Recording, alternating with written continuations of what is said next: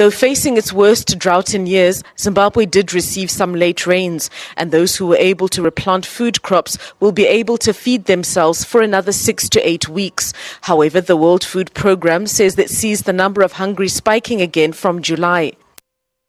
With the situation in Zimbabwe, moving from this month right up to March 2017 looks bleak.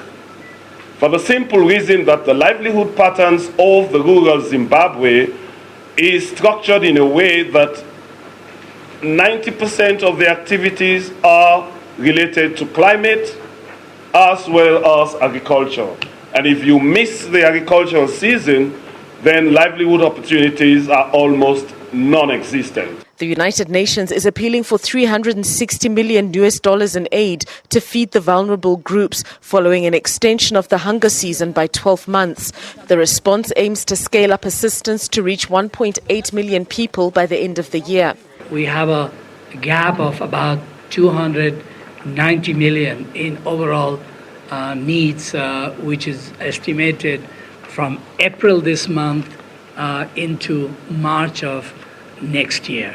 We still have a huge gap, so I want to really appeal increasingly to the development partners. As of March, the United Nations, government and non-governmental organizations were feeding 1.1 million people. Government puts the number of those needing aid at 2.8 million. It's a number that the World Food Programme says is likely to rise when the updated needs assessment is released by government in June. It warns that the food security outlook could be more bleak for 2017. Experts believe that the El Nino drought that has swept across southern Africa over the last 2 years will likely be followed by La Nina-induced floods next year, and that more people are likely to need assistance. What we cannot put our fingers on at this point in time would be the extent of the impact of a La Nina.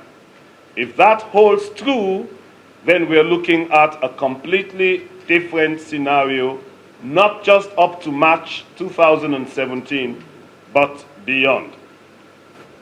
The UN says it hopes Zimbabwe will be able to access a risk insurance policy that in case of crop failure next year, it'll be able to pay out smallholder farmers. Shinga Nyoka, SABC News, Harare, Zimbabwe.